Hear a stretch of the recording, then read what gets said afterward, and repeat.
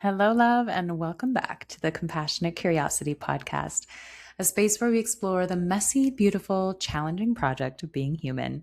I'm your host, Rachel, and for over a decade, I've supported thousands of women on their well-being journeys as a family nurse practitioner, Peace Corps health educator, wellness coach, and yin yoga and meditation teacher. And I help women break free from the exhausting cycle of never feeling good enough in their bodies without having to lose weight or fix themselves, so they don't waste another year feeling disconnected and drained from the pressure to look a certain way. And here in this space, we dive into the stories we carry about our bodies, stress, and self-worth, all guided by curiosity and grounded in compassion. And if you're not already following the show, take a quick second here to hit follow so that you never miss a new episode. And I'm so excited to have you here with me today.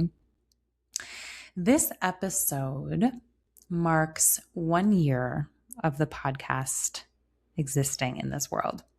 And I honestly cannot believe that.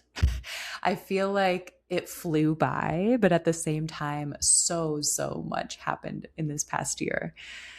And as I've been kind of sitting with this, 1 year reflection without rushing to celebrate it or analyze it necessarily, I've found myself reflecting on one word that has shaped not just this podcast, but my life over this past year, and especially as of late. And that word is change. Beautiful, challenging change. And so after we ground ourselves, I want to start this episode by reading something that I wrote recently, because it feels like it's holding the heart of this season. And honestly, the heart of what this space here in this podcast has always been inviting. And so with that, I want to invite you to join me in taking a moment here to arrive, to come into this space fully, however you are right now, wherever you are right now, to drop into this present moment, to be here. And so if you're safe and able to, I invite you to make yourself comfortable and gently close your eyes. And let's start by taking a deep breath in through your nose and letting out a long, slow breath through your nose. And do 2 more breaths like this at your own pace, placing your attention on the flow of the in-breath and the out-breath, noticing any sensations that are there, seeing if you can just witness them.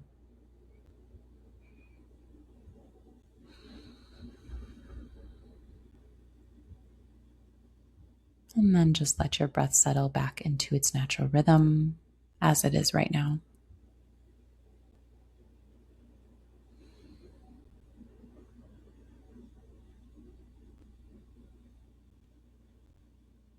And maybe you notice your mind has wandered, that it's very active right now. Just notice that. Notice any specific thoughts that are present for you. Again, seeing if you can just witness them without judgment. And also notice how they arise, change, and then pass. And then come back to your breath.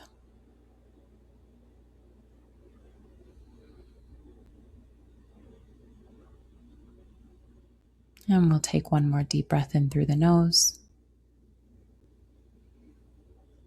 And let out a long, slow breath through your nose. Maybe wiggling your toes and fingers. And when you're ready, gently opening your eyes and coming back to this space.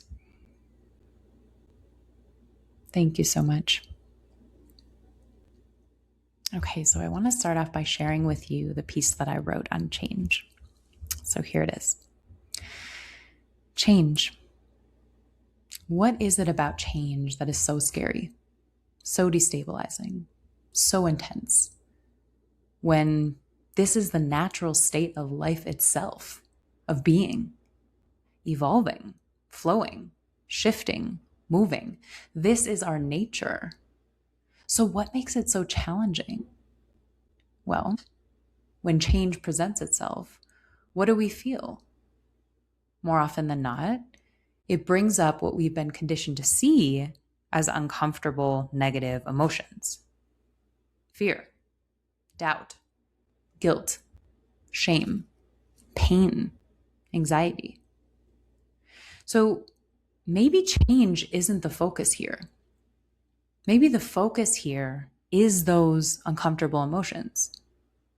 Could it be that those emotions are supposed to be there, that they serve a purpose, that they're meant to be part of our experience, that they're there to be felt fully and openly?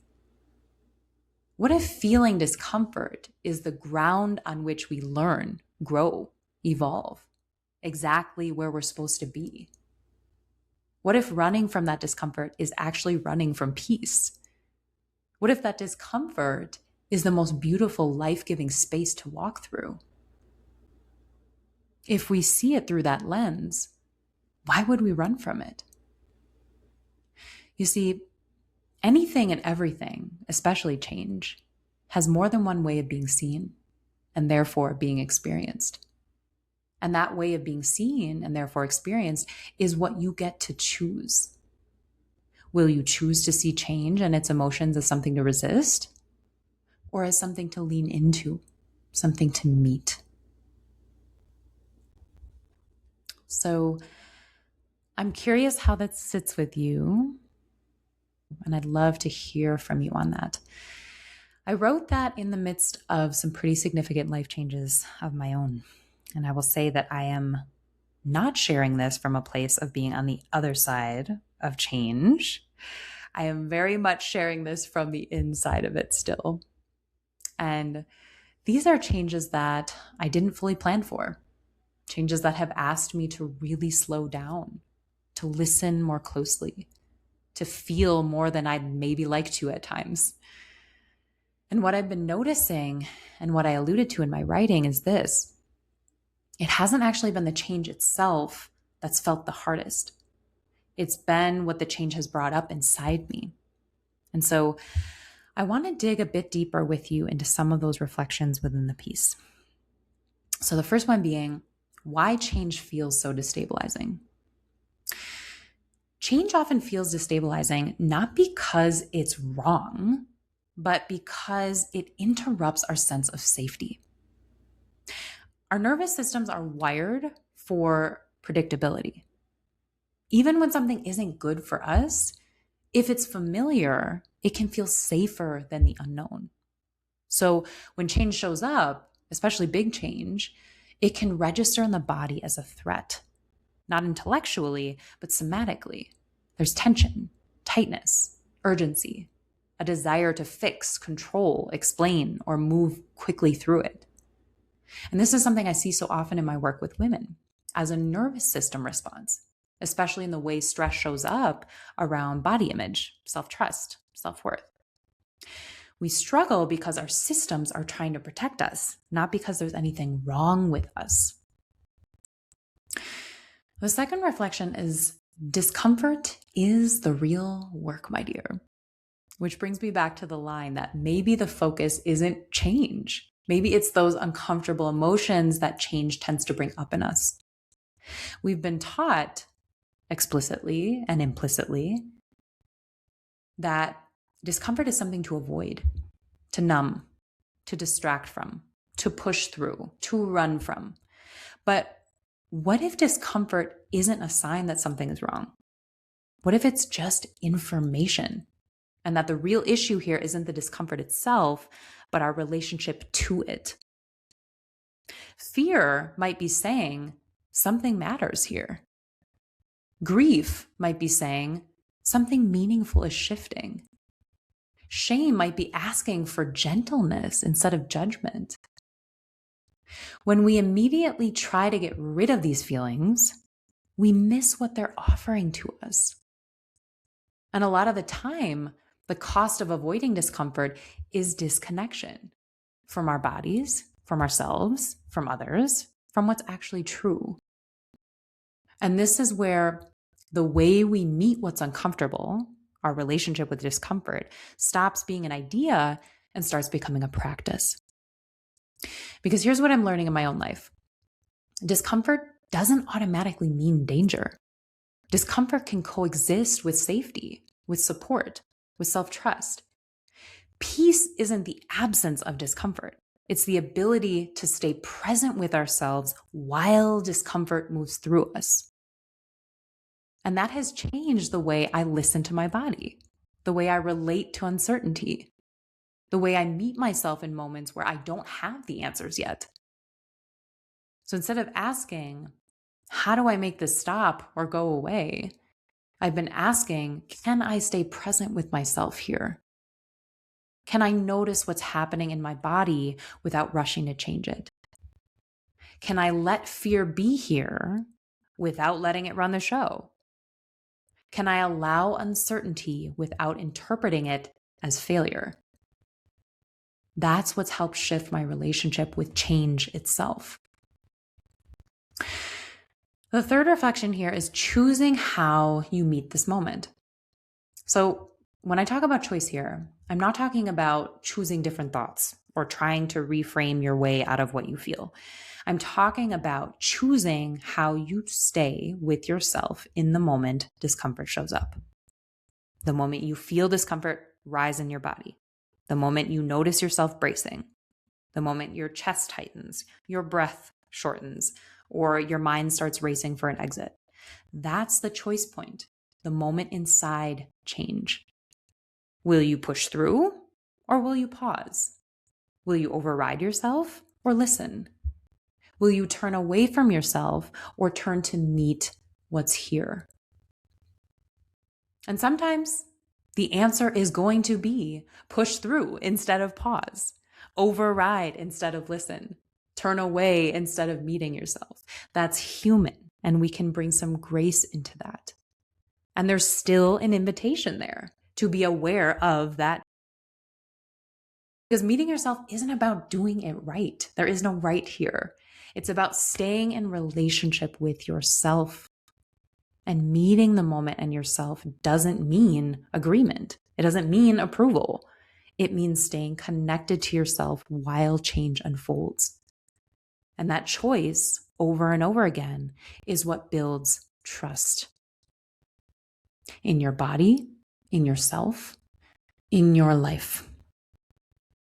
And so as we wrap up here, and as I reflect on this first year of the podcast, I can feel how much both this space and I have changed because we needed to, because everything does.